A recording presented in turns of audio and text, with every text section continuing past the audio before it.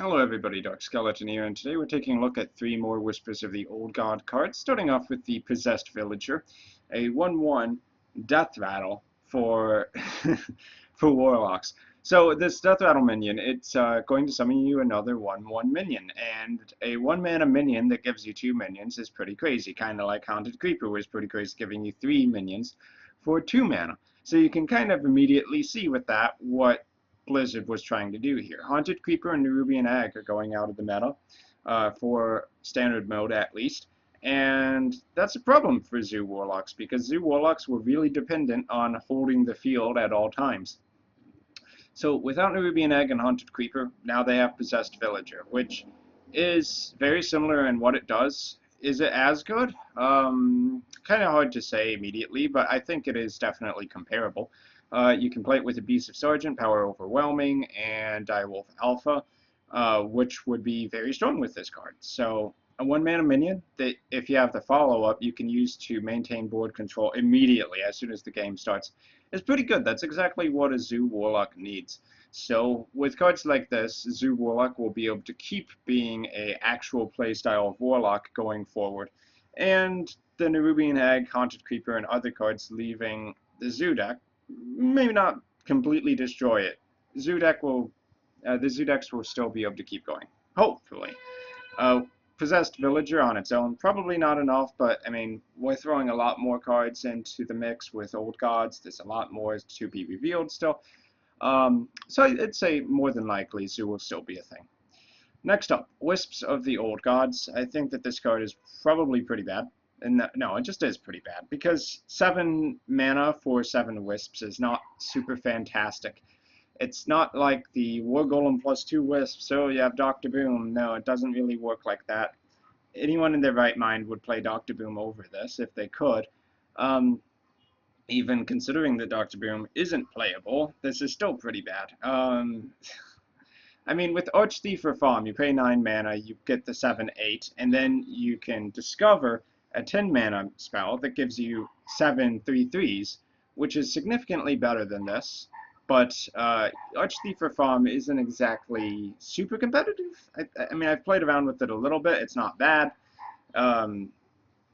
But it's not like Dr. Boom where you see it all the time, or Grimoire Hellscream where you see it in every warrior deck, or Tyrian Forge Ring where you see it in every paladin deck.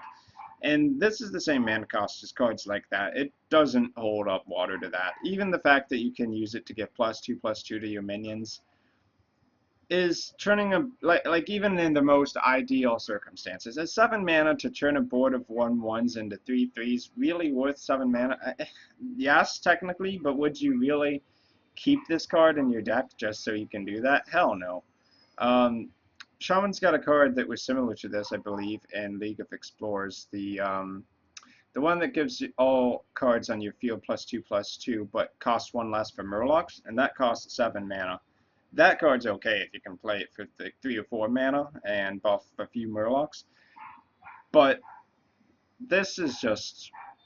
You're never going to have 7 minions on the field, and if you do, you've already won. And if you do, why not just play Savage Roar instead? It's too slow of a card. The effects aren't really that strong. You could theoretically combo this card with itself. Oh, you play 2 Wisps of the Old Gods, so it's 2 churns, 14 mana, 2 cards, and you get a board of 3/3s. Just no. Not powerful enough for the mana cost to be played. It's okay in Arena, I guess, because it's like, well, you pay 7 mana and you get a War Golem. Which isn't even that great. It's like better than some picks, but not many. Yeah, just a pretty sad card in general. But next up, we have Soggoth the Slitherer, which I do actually like a lot. It's a 9 mana 5/9 taunt, so basically an Ancient of War that can't be targeted by spells or hero powers. So in exchange for a standard Ancient of War, A, it's a neutral minion, and B, you lose 1 health, and you have to pay 2 more mana for it. But the effect is really strong on a taunt minion. A 5/9 taunt that can't be polymorphed, that can't be executed, that can't be shield slammed, blah blah blah, or entombed, that's pretty important too, is actually pretty strong, because unless your opponent specifically has Abusive Sergeant plus Big Game Hunter, assuming that that's still a thing in the expansion, This can't be really cheesed off the field. The most you can generally do to it is silence it, in which case it's still a 5/9.